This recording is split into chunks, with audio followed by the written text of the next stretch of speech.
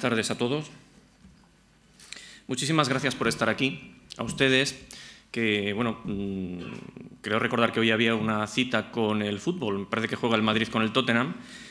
Y yo, que soy madridista, además, tengo ahí cierto resquemor. Bueno, se agradece que en un día como este ustedes asistan a un acto de afirmación democrática antes que al fútbol. Se agradece por lo infrecuente. También quiero agradecer la amabilidad y la hospitalidad de la familia propietaria de este precioso, valioso auditorio, valioso por muchos motivos. Y sobre todo, en fin, ya lo han hecho los compañeros y creo que es motivo de alegría para todos contar con Rosa Díez, nuestra portavoz nacional, en la sala, la persona a la que han venido ustedes a escuchar, por lo que intentaré ser breve, como Pepe. Yo traía aquí unas cosas apuntadas para contarles, pero la verdad es que las han contado todas mis compañeros y las han contado muy bien. Seguramente nos puede interesar ver un poco la conclusión de todo esto. Hemos denunciado un montón de cosas que van mal. Hemos hablado de cuestiones que afectan a los municipios, al Consell, al Govern, cosas que van mal y que tienen que ver con la política. Y dirán ustedes, pero bueno, ¿ustedes qué van a hacer para solucionar ese problema que nos preocupa a todos, que es la crisis económica? Porque al final el problema que tenemos más visible seguramente y muy preocupante es la crisis económica. Y yo les digo, es que todo tiene que ver. Muchos países han sufrido esta crisis, muchos países, o algunos de ellos al menos, de nuestro entorno, están empezando a salir de ella. Están empezando a aplicar determinadas medidas, a emplear determinados mecanismos que el Estado de Derecho pone al servicio de las instituciones para influir en la economía. Y, sin embargo, España, pues en esto también parece que va a la cola. Y tiene mucho que ver con que hay una crisis previa, una crisis que es política, institucional y seguramente de valores cívicos. Claro, no es de extrañar que los políticos aparezcan en las encuestas como uno de los principales problemas, uno de los problemas que más preocupan a los españoles, porque, entre otras cosas, no están dando soluciones para el problema que tenemos ahora, el gran problema que es la crisis económica.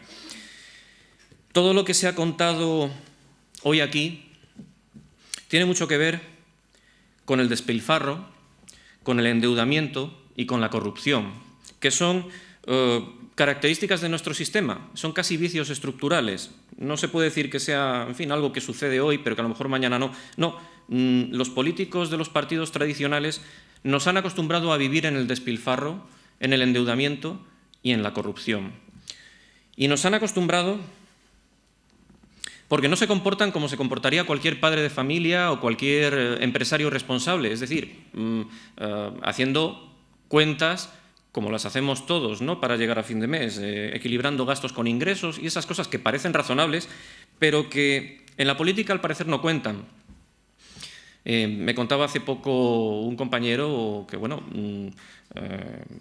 cierta persona ligada a una entidad bancaria le confesaba que los partidos políticos van a pedir dinero a los bancos, no sé, como el que pide la hora, es decir, no van con un proyecto, no van con un, no sé, plan de viabilidad, por decir algo, no van con nada, sencillamente van con una cifra, con una cantidad, quiero dinero. No están acostumbrados a echar cuentas, no están acostumbrados a equilibrar gastos con ingresos. Se acercan unas elecciones y todos los partidos vendrán con el discurso de la austeridad.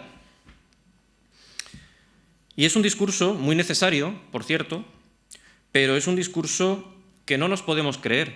Es un discurso que en boca de determinadas personas de partidos políticos tradicionales no nos vamos a creer. Nos están hablando algunos partidos de eliminar o privatizar Televisión Mallorca. Bien, nosotros fuimos los primeros en decirlo, ya lo ha recordado Kiko. Nosotros decimos que también hay que eliminar IB3, pero además es que no nos podemos creer que el Partido Popular vaya a eliminar o a privatizar ninguna televisión pública, porque cuando ha podido no lo ha hecho, y porque hoy, que todavía, o sea, que estamos en el momento en que dice que quiere privatizar Televisión Mallorca, mantiene una televisión pública en Inca, por ejemplo, una televisión financiada con fondos del Ayuntamiento de Inca. gobernado por el Partido Popular. No nos podemos creer, cuando el PSOE nos habla de reducir empresas públicas y reducir el gasto correspondiente, porque la realidad, y así lo ha confesado el consejero de la cosa, es que no eliminan empresas públicas, las funden, las fusionan. Pero esto no es eliminar gasto público, porque si unes dos empresas públicas, pero no eliminas, no reduces los presupuestos respectivos, sino que los sumas, no estás eliminando gasto. Estás eliminando, en todo caso, el sueldo de un gerente o de un director, nada más. Nosotros creemos que las empresas públicas se pueden fundir y reducir hasta el número de 10, pero además nos hemos impuesto la tarea de reducir el presupuesto resultante en un 30% y además, en fin, examinar caso por caso cuáles son necesarias y cuáles no lo son. Creemos que muchas de ellas no lo son. No nos podemos creer, y Kiko lo ha mencionado también, cuando nos hablan de adelgazar el Consell, María Salom, Partido Popular. Tenemos que adelgazar el Consell. Bien, ellos son responsables de haberlo engordado. No nos podemos creer, no tienen credibilidad ninguna, ¿no?, a la hora de estas afirmaciones. Vendrán con el discurso de la austeridad y vendrán con el discurso, o mejor dicho, y no vendrán con el discurso de las subvenciones. Las subvenciones no se tocan. Nosotros queremos tocar las subvenciones. Ya sé que suena mal y que, en fin, no es popular decir que vamos a retirar dinero de determinadas cuestiones que hoy están subvencionadas, pero claro, es que vivimos en una sociedad subvencionada. Vivimos en una sociedad que tiene asociaciones subvencionadas, asociaciones que antes de iniciar cualquier actividad, incluso antes de fundar una asociación, de lo primero que se preocupan sus promotores es de ir a una ventanilla a preguntar qué subvenciones les tocan, con qué dineros públicos pueden contar para iniciar esa actividad. Las empresas esperan ayudas, los medios periodísticos son subvencionados, aunque unos más que otros, como sabemos, porque hay medios que reciben dinero y medios que no son de la cuerda y no reciben dinero.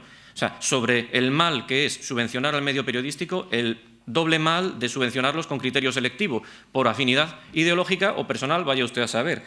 Nosotros creemos que los medios periodísticos tienen que ser libres y, por lo tanto, libres de subvenciones. Todos sabemos que quien te subvenciona manda, a la corta o a la larga. Vivimos en una sociedad de sindicatos subvencionados, sindicatos que viven de las subvenciones y no de las cuotas de sus afiliados. Luego, no servirán a los trabajadores afiliados, servirán a quien subvenciona. Esto es lo que yo creo que piensa todo el mundo y nadie se atreve, al menos en las instituciones, nadie se atreve a meter mano ahí. Patronales.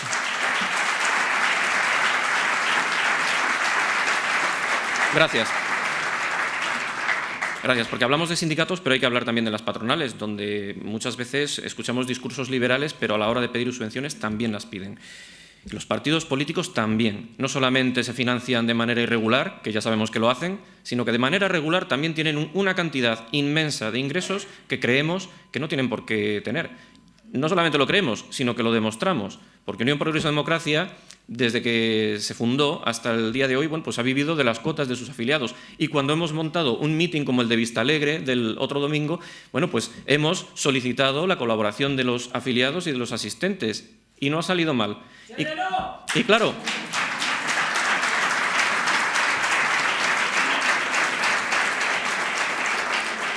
claro, se escuchó alguna voz que dijo, ¿cómo? ¿Qué es eso de cobrar entrada por ir a un mitin? Los mítines son del pueblo, no hay que cobrar dinero. De todos los partidos, ¿quién los paga? El pueblo, vía impuestos y vía no se sabe cómo. Entonces, ¿a quién quieren engañar? Nosotros al menos pagamos o pretendemos que se pague por el mitin al que vas, no por los mítines a los que no vas. Entonces,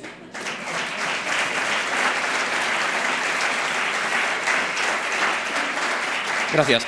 Habría que cortar entonces ahí ese grifo también a los partidos políticos. En fin, vivimos, insisto, en una sociedad subvencionada y por lo tanto en una sociedad dormida.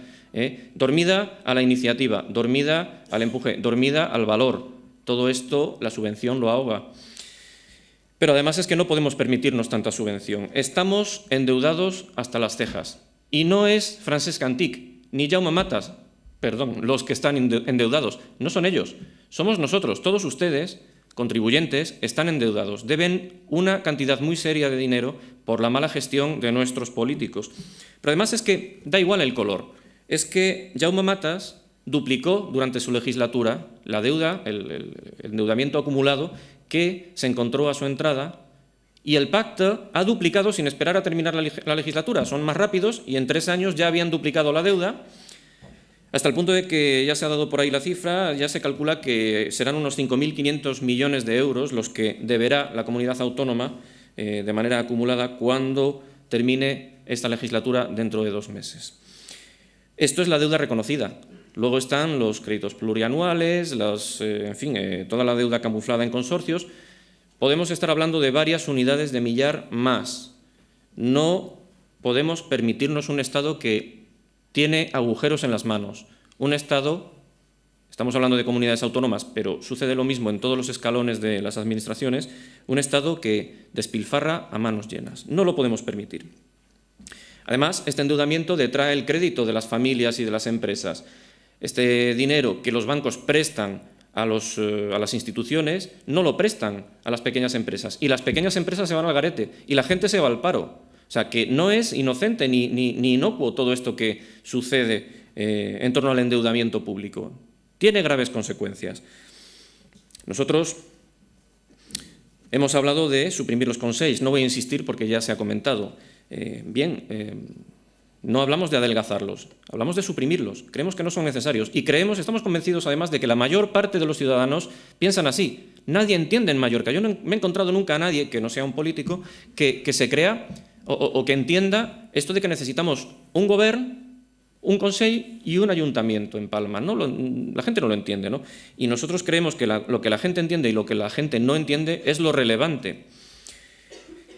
Hablamos de 10 empresas públicas y no de 100 y pico. Hablamos de suprimir las televisiones públicas. Hablamos de reducir drásticamente los cargos públicos, los cargos de libre designación y los empleos de libre designación.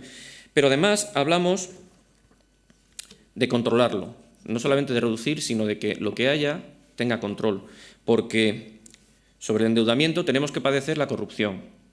Y la corrupción, al fin y al cabo, es una conducta delictiva, en su caso, que han de perseguir los jueces, pero que se da en un medio especialmente propicio. No se da porque sí, se da porque el sistema lo permite, el sistema lo tolera. Y la manzana podrida es una, y siempre defenderemos no solamente la presunción de inocencia en lo que tiene que ver con lo procesal, sino esta frase que se suele decir, y que es cierta: no todos los políticos son iguales, no todos los políticos son corruptos. Es verdad, son una minoría.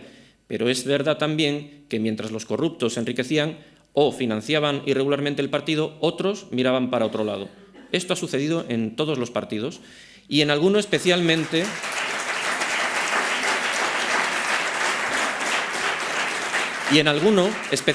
ha sucedido de forma sistemática. Algún partido que, en fin, todos sabemos que era pues, un club dedicado a esto, vamos, o sea, no quiero señalar, aunque cambien de siglas, no quiero señalar. Bien, se pueden tomar medidas. Esto, que sirve no solamente para enriquecerse quien se enriquezca, sino para financiar los partidos, porque hay que decirlo, esto es para que se financien los partidos. Esto se puede evitar y se pueden tomar medidas. Y hemos hablado de la sindicatura de cuentas, de independizarla de las cúpulas de los partidos políticos, de dotarla de capacidad de emprender acciones judiciales en caso de indicios de delito y de sancionar directamente cuando no se cumplan plazos. Hemos hablado de la intervención previa en los ayuntamientos, que es una figura que existía y que se eliminó. Y la intervención previa consiste en que el interventor, antes de que se ejecute un gasto, dice: este gasto no se puede hacer, no se debe hacer. Y entonces no se hace.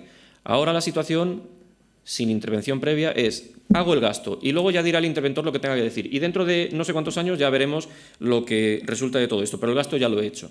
Pues bien, queremos restaurar la figura de la intervención previa y que los interventores y secretarios en los municipios tengan aquello que se llamaba habilitación nacional y luego se llamó habilitación estatal y luego se dejó de llamar porque los alcaldes, claro, ya no se llama de ninguna manera, porque los alcaldes directamente nombran a quien les da la gana con la habilitación que toque o que no toque, da igual.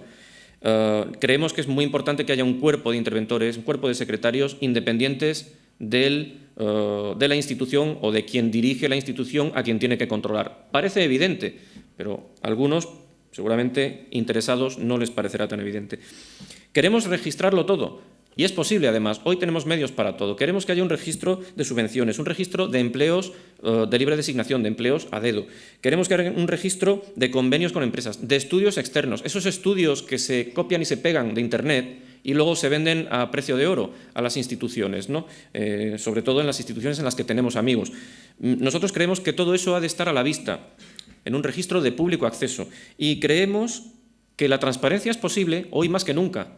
Y ya hay países donde se practica vía web, vía Internet.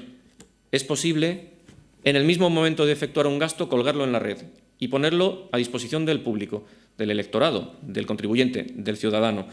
Nosotros nos creemos todo esto y creemos que coincide con los intereses de la gente. Lo que no entendemos es por qué no se lleva a cabo si la gente cree que son medidas correctas. Nadie dirá que son medidas descabelladas.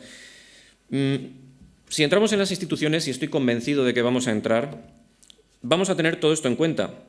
Vamos a plantear un programa que tiene que ver con la austeridad, con la honestidad, que tiene que ver, sobre todo, con el sentido común.